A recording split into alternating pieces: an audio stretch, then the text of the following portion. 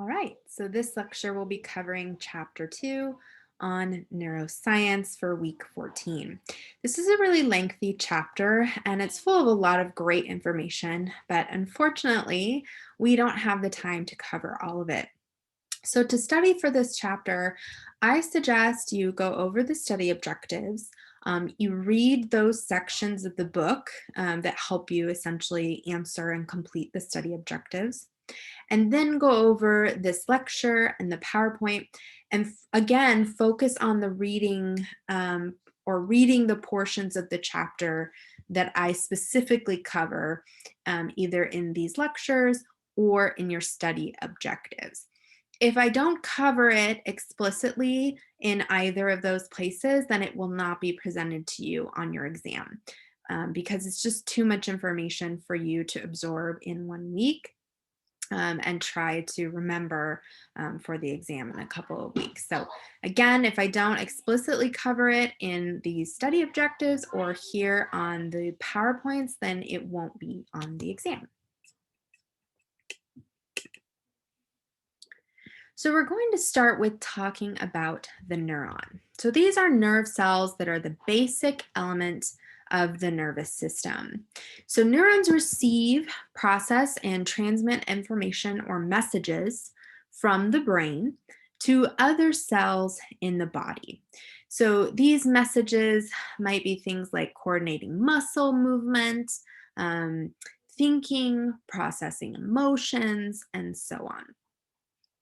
Now, the brain contains about 10 billion neurons, so just in the brain itself, and there's up to about 10 trillion neurons throughout the entire body that are responsible for controlling our behavior. Now, neurons are either firing messages or electrical impulses, with often how we refer to them, or they're not. So there's no in between. It's either happening or it's not happening. This is known as the all or none law. So again, that's basically saying that either these neurons are firing messages or sending messages, or they're not. They're in a resting state. So when there is enough force or electrical charge, the neuron then fires or transmits messages. And we're going to get into the details of that and the different parts of the neuron and how that works in just a moment. But essentially, when there's enough electrical charge, there's a force that goes through the neuron and it fires off the message. Okay, it transmits the message. The state the neuron is in right before it fires is known as the resting state. So during this, the neurons are negatively charged. So there's more negatively charged ions that are present within the neuron. And then once those become more positive, which again, I'm going to cover all this in detail in a moment, but once it goes from a more negative to a more positive atmosphere within the neuron, then the neuron fires the message or the electrical impulse. So the resting state is when the neuron is still in a negatively charged state. And again, like I said, the all or none law, this just states that the neurons are either on or off. Okay, they're either firing or they're not. There's nowhere in between. So first, we're going to discuss the various parts of the neuron involved. So here we have a picture of the neuron with each of the parts highlighted. You see the dendrites over there on the left. So that's where the messages are actually received. That's the side of the nucleus or the neuron. Then we have the cell body of the neuron and the nucleus within the middle of the cell body. You have the axon, so this is where those messages or the nerve impulses are going to travel down the axon, which is protected by a layer called the myelin sheath. And then we have the terminal buttons on the far right end of the neuron that sends out those messages again to the next neuron. So let's get into each of these parts and what they're responsible for. So first we have the dendrites. So those are those clusters of fibers on the left-hand side, those red cluster of fibers.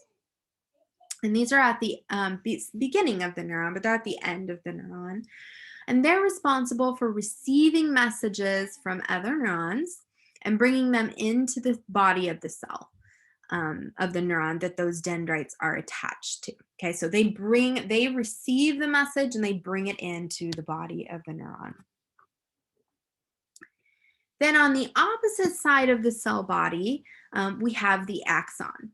So this is a long tube-like extension that carries the message received to other neurons, right? So the dendrites receive the message, they bring it and process it through the cell body of the neuron. It goes into the axon, and this is where it will carry the message to be transmitted to other neurons. The axon is insulated by the myelin sheath. So this is a protective coating of fat and protein that's wrapped around the axon. It also serves to increase the speed at which the electrical impulses are traveling through the axon.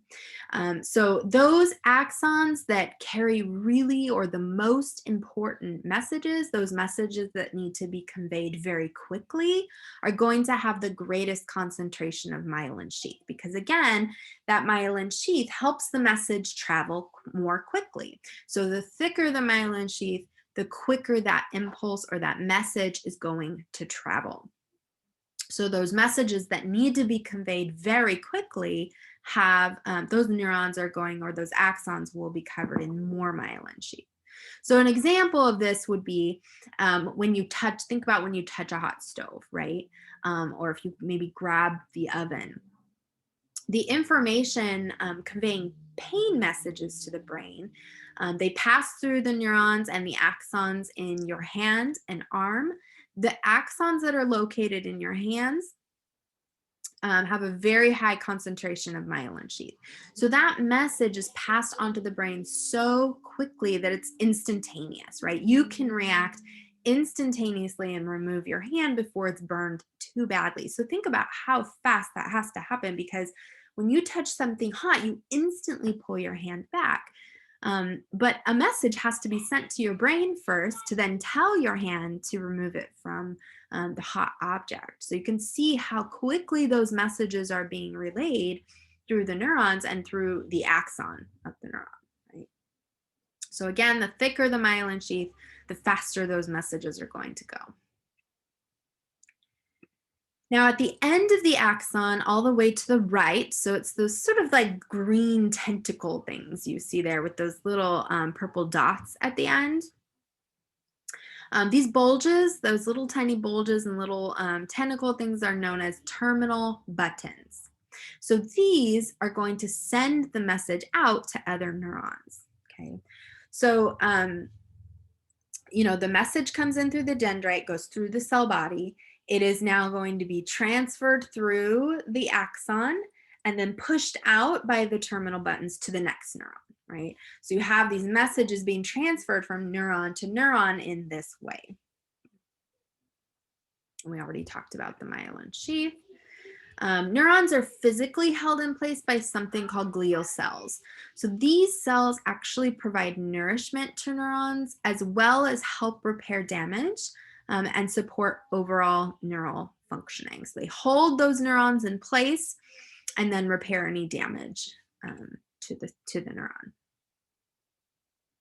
Okay, so we're going to talk about how neurons are triggered, or essentially how they fire messages from one neuron to the next. So as I talked about earlier, the neuron is in a resting state at first, where the electrical charge inside of the neuron is more negative than the electrical charge outside of the neuron. Okay, so this is what we call the neuron's resting state. Within the neuron, it's negatively charged, and outside of the neuron, it's more positively charged, which makes sense if you think about it. Negative means low or little or none, right? So when a neuron is negatively charged, it has little or no energy, essentially is what is happening, right? So it's in a resting state. But then when a signal arrives from another nearby neuron, positive ions are going to enter in. So like I said, it's more negative on the inside, it's more positive on the outside. But when a signal comes in, now those positive ions that were on the outside they're going to come and enter into that neuron. And that sudden increase of positive ions is going to briefly change the cell. So now the neuron is going to be more positively charged on the inside rather than negatively charged. Okay, so it goes from negative to a positive charge. Once that positive charge, and those ions are constantly coming in, okay, these positive, once the channels are open and those positive ions are allowed to come into the neuron, they keep coming in, okay? But once the positive charge reaches a certain level, a critical level, an electrical impulse, which is known as the action potential, travels along the axon of the neuron. So this is when it fires off the electrical impulse. And at this point, that is moving down the axon. It becomes more positively charged, right? So again, that neuron and in the axon, it was all negatively charged, but now that that electrical impulse is moving down the axon, it's more positively charged. Once that electrical impulse passes down the axon, those positive ions again are pushed out and it returns back to a more negatively charged state. So it's this constantly changing process where the neuron starts out as being negatively charged. Positive ions then enter the axon when a message comes into that neuron, right? The positive ions come in until it reaches a certain point and the neuron fires. Then those positive ions are pushed down the axon and out the terminal buttons, and then the neuron returns to a negative state again. Now, immediately after this process happens, there's a very brief time, actually about a few milliseconds, where the neuron cannot fire again. Okay, and this is known as the refractory period. So for a few milliseconds, so after those positive ions they come into the neuron, it increases to a positive charge. That impulse travels down the axon. Those positive ions are shoved out the other side, out of the terminal buttons, and it comes back down to its negative state. But during those few milliseconds when it's come back down, it's not going to fire again. So it sort of is in this resting period or refractory period, which a few milliseconds, I mean, that's a very, very brief amount of time. It's hard to imagine how quickly that happens. So it's a very brief time, but that neuron won't immediately fire again until that resting period is over, that refractory period is over. Okay, so now we're going to switch gears a little bit and talk about neurotransmitters. Now, we briefly touched on these when we talked about how we can affect neurotransmitters with certain drugs when we're trying to treat like some psychological disorders, right? We talked about SSRIs or treating anxiety, treating depression, and things like that. So recall from our previous lectures that neurotransmitters are chemicals that carry messages from one neuron to another. So when a nerve impulse travels down the axon, like we were just talking about, once that impulse reaches the terminal buttons, which are those bulges at the right side, the end of the axon, the terminal button releases a chemical messenger. And those are the neurotransmitters. Okay, so the electrical impulse, the message comes down the axon, it's released by the terminal buttons. That chemical messenger that's been released are the neurotransmitters. Okay, and these move across the synapse. So there's a space or gap between each of the neurons, right? So there's all these neurons in our system and they're all separated by a gap known as the synapse. And the neurotransmitters are going to travel from the terminal buttons of one neuron where they are released. They'll travel across the synapse and then to the dendrites of the next neuron where the message is received, right? So you've got them coming out the end of one neuron and then being received as a message into the next neuron. Now, all neurotransmitters are either going to undergo reuptake, basically where they're reabsorbed by the terminal button that released them to begin with.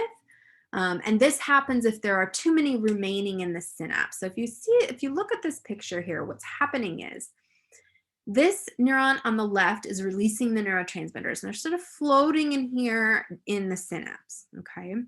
The dendrite receptors here are going to intake some of those neurotransmitters, but not all of them. Some of them that are left are going to go through reuptake, where the neuron that released them will absorb them again. But others are just eventually going to degrade.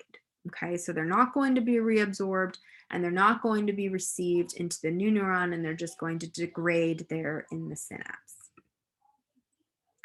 Now, different neurotransmitters are responsible for different messages. So, for example, acetylcholine or ACH is responsible for transmitting messages for muscle movement. Glutamate is responsible for memory. The serotonin transmitter we've talked about before is responsible for moods, and so on and so forth. So each of these neurotransmitters has a very specific job or is associated with something very specific, and is transmitting those specific messages from neuron to neuron. Now, there are two effects of the neurotransmitters, or that neurotransmitters can have on the receiving neuron. Okay, so once they're released by the first neuron, the second neuron that they're traveling to or taking the message to, that's the receiving neuron. Okay, so they can have two effects on the neuron that they're going to. They can have an excitatory effect or an inhibitory effect. So if the neurotransmitter carries an excitatory message, then these chemical messages make it more likely that the receiving neuron is going to fire. Okay, it's going to fire a message. So an action potential will happen where the message will travel down the axon of the neuron and then, of course, be transmitted to the next neuron out the terminal button and into the dendrites of the next neuron. But if the neurotransmitter coming in to the receiving neuron carries an inhibitory message, then these chemical messages prevent or decrease the likelihood that the receiving neuron is going to fire. Now, these messages, these excitatory messages and inhibitory messages, they're all being transmitted to the receiving neuron simultaneously. So this is constantly happening. The receiving neuron is getting both excitatory messages and inhibitory messages at any given point. So what determines whether or not that receiving neuron fires basically is just which message outnumbers the other. Okay, that's the one that's going to win out. So in other words, if there are more excitatory messages present or being sent to the receiving neuron, then it's going to fire. So the neuron's receiving both. It's getting excitatory and inhibitory messages. But if it gets more of the excitatory messages, it will fire. Okay, it'll fire an electrical impulse down the axon and pass that message on to the next neuron. But if there are more inhibitory messages being sent, then it won't. Okay, it won't fire. So it just depends on which of those are more present. Now, there are some specialized neurons that function slightly differently. Most neurons fire when you engage in an actual behavior yourself. Okay, so when you engage in a behavior like pulling your hand away from a hot stove, those neurons are firing. But there are something called mirror neurons, which are specialized neurons that fire off when you see or observe another person engage in the same behavior. So now you're not engaging in that behavior yourself, but you're watching someone else engage in that behavior. And the discovery of these mirror neurons suggests that at least initially, the capacity of young children or young infants to imitate others might be an inborn behavior.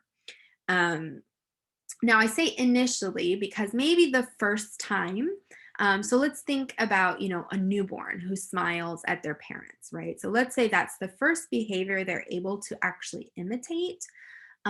So they watch you smile. It is possible that these mirror neurons are firing off, and then they engage in the same behavior, right? Now, over time, and as a behavior analyst, I would say, that behavior is definitely reinforced, right? The moment that child smiles at the parents after they smile at him or her, um, the parents reinforce that. They get super excited, they start laughing, they smile even bigger, they might kiss the baby or tickle the baby because they're just thrilled. Being a parent myself, I understand this, and I remember experiencing this, that when your baby smiles at you for the first time, it's really exciting. So it may be that initially these mirror neurons are you know, contributing to the capacity of young children to imitate others' behavior. But over time, that behavior of imitating other people is reinforced and then learned. So it's not that you only engage in imitative behavior because of these mirror neurons, but they might assist in those initial occurrences that happen when we're very, very young. And additionally, mirror neurons are also thought to be involved with empathy or sympathy for others, and possibly language acquisition as well.